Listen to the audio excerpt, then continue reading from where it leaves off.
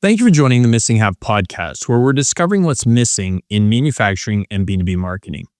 Well, it's almost 2026 and it is planning season. Random acts of marketing will not achieve the results that you want. And this is becoming even clearer as we deal with the changes that are occurring in the marketing industry today. Too many companies are entering the end of the year and entering next year without a clear plan. And that lack of clarity leads to random acts of marketing. Companies try a few things here, a few things there, implement an AI tool here, an AI tool there, and the results they get are scattered, sporadic, and are not repeatable, scalable, or predictable. So today I want to introduce some items that you need to consider as you start your planning for 2026. So the first item we want to talk about is strategy. Most companies do not have a clear plan around what they are going to do in 2026. And while they have ideas and they have tactics that they're going to employ, and they're going to keep their internal team and or agency partners very busy with to-dos and tactical implementation, they do not have a clear strategic plan that aligns their goals with the outcomes that they're pursuing. Random acts of marketing don't work. They create chaos, inefficiency, and confusion. In the end, no one's satisfied. The shareholders, the executive team, the marketing team, the sales team, no one is satisfied with the results that occur. So how do we avoid this problem? How do we create a strategy? Number one, we need to write our strategy down. We need to have a document that is the Rosetta Stone, the control for our marketing strategy for 2026. And developing this strategy can occur in-house. It can be developed with the executive team, with the owners, the founders, the C-suite, as well as the marketing team. But it also may need to be developed with outside resources such as fractional CMOs, agency partners, experts. However, we need to get to this written document, this one single source of truth. We need to pull every lever and tap every resource that is available to us to develop the best strategy for our organization for the coming year. This strategic document can then allow us to really have a waypoint by which we can measure what we're doing in the entire year. And this is the only way we are going to develop a repeatable, scalable, predictable model that can impact growth and value creation. We have seen so many companies that have struggled with their marketing, and we're introduced to them at a very critical point because they have treated their marketing like a side project. It's something we get to whenever, and it's the last thing we deal with. It's very common to receive calls from companies at 4 or 5 o'clock in the afternoon because that's when they get to it. That's when they feel the priority of marketing should really take hold in their schedule or where they prioritize it. Whereas marketing and growth should move up the ladder and be more top of mind and highly prioritized in the organization's schedule. So let's really focus on the end of 2025 and as we approach 2026 on getting clear on our strategy for marketing growth. Number two, and this is something that has been neglected by everyone in the industry and needs additional focus. This may be the one gold nugget in this call that you've never thought about before or never prioritized in your organization, and that is voice of customer research. Few do it, most fail at it, but those who listen to the signals and actively acquire voice of customer input around their problems, around their solutions, around their perceived value in the marketplace as a business and a brand. Those are the companies that are going to be able to pivot and move more quickly and develop strategies that will in fact solve real world problems for their clients and be more valuable and authoritative in the market. Voice of customer research is not a nice to have anymore. It is a have to have. And there is zero excuse for companies that don't perform this function. We no longer have to have elaborate and expensive scheduling and event type activities that will allow us to achieve voice of customer research. Most of our customers and our clients are willing to jump on a 15-minute Zoom call and answer questions. They're willing to be part of a phone research session that can be short and not inconvenience them significantly. Also, we need to be doing not only the voice of customer research directly, But we also need to be studying and asking what our sales team and customer service team is experiencing as they are in the trenches. This information should be on a continuous feedback loop with the marketing department. But if your resources do not allow, and when you can't build a system that allows that continuous feedback loop, we at least need to periodically, once a month, once a quarter, really get together with our sales team and customer service team and dig into what they're experiencing on a day-to-day basis. One of the keys, and this is kind of a side note, but when you're dealing with your sales team and your customer service team, you have to have a longer session in order to really unpack what occurred recently and what is really a trending topic. One of the things we deal with in trying to extract voice of customer research through the lens of our sales and customer service teams is the primacy recency theory. Most of these folks will respond and answer questions, provide feedback based on the most recent conversation or the more recent conversations that were negative that they've had with these folks. And that isn't always necessarily accurate and doesn't necessarily help us get to the core problems that we can solve. So there needs to be a more in-depth process when we're taking that second step back from actual conversations with the voice of customer, but it's important to study that information as well. The third thing we want to talk about today is about harvesting the base and selling more to our current customers, increasing our share of wallet with our current client base. And this is often neglected in search of new and more exciting or different markets. Companies get so enamored with that new sale, that new opportunity. When we think about dialing in those KPIs, when we think about really having the performance metrics that we're looking for, we're often thinking about new customer acquisition. And new customer acquisition is more expensive, takes longer, and is more difficult to deal with.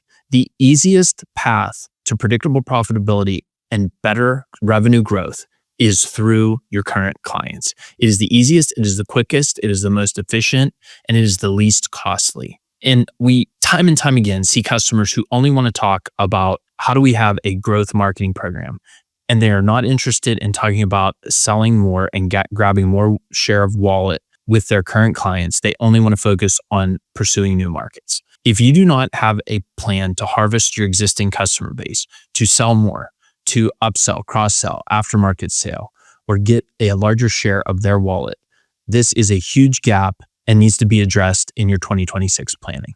If you're looking for a quick litmus test as to whether or not your organization is focused on selling more to your customer base, look at your marketing mix. Look at your marketing budget spend and ask this simple question. What percentage of your marketing budget, what percentage of your internal resources are dedicated to selling additional products, services, etc., to your existing clients? If the answer is less than 10%, or in most cases, 0, then you need to address this tremendous gap in your planning. The fourth strategy we want to talk about is content. Content that works. Content is the way your clients find you, recognize your authority, and choose to include you in the buying process. And content is no longer just about keyword optimized landing pages on your website. Content needs to be everywhere. Content needs to be in video, on your YouTube channel, through your social media. There needs to be robust content that actively engages the conversations and questions that your buyers are asking, whether it's through search or through the LLMs. And all content can be delivered through multiple channels that will then interact and send positive signals however the client or customer is looking for information to buy your product or service. So content is no longer optional. It is mandatory, and it needs to be rich. It needs to be developed and distributed across platforms, and it needs to be up to date and accurate. If you're looking at your website and you're saying, oh, our website isn't up to date, this is an absolute litmus test as to whether or not you have a problem and need to address your content strategy. If your content is relatively up to date and you feel very confident in your website, then you need to think about, am I ranking for information or am I ranking for pages? SEO focuses on ranking your information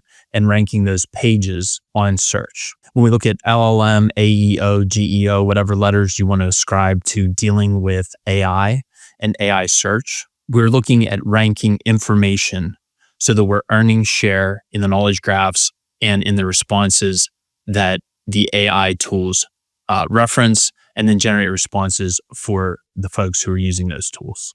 So when we think about content, it needs to be everywhere, it needs to be up to date, and it needs to be relevant and meet those buyers wherever they are on their journey.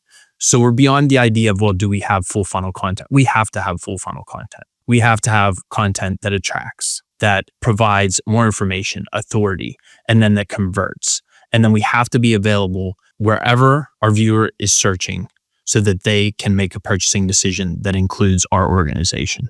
Number 5, we need to get serious about data.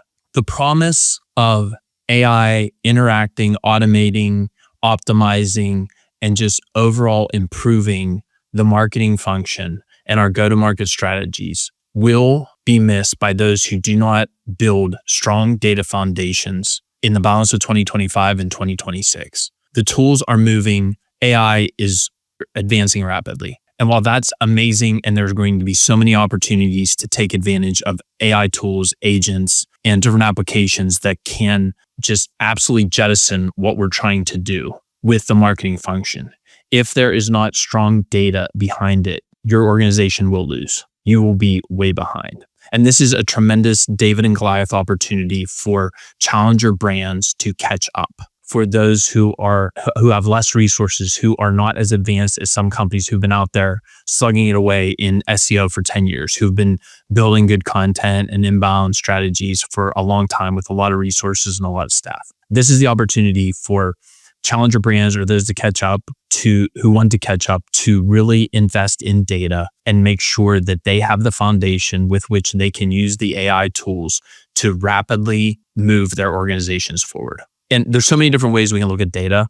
The key in this space is to prioritize what makes sense and where you can get the most value from building foundational data that you believe you can leverage in the future. And this is somewhat of a bet because you don't know exactly, but more data will never be bad. So when we think about different data sets, we need to think about our customer lists. And while that seems fundamental, you'd be shocked at how many new potential clients we talk to who have very poor, underdeveloped, unoptimized, and with no feedback or data quality or hygiene cycles to improve their customer databases. The other thing we need to look at is, so that seems like a very stark example of data because you can think of it sits in a Excel or a Google Sheets database and a CSV, and it's common to limited data. So that feels like data. But other data that needs to be generated and stored for future interaction are recorded customer calls, buyer persona data, pain points, sales presentations. There are so many different things that we're going to be able to analyze and provide better feedback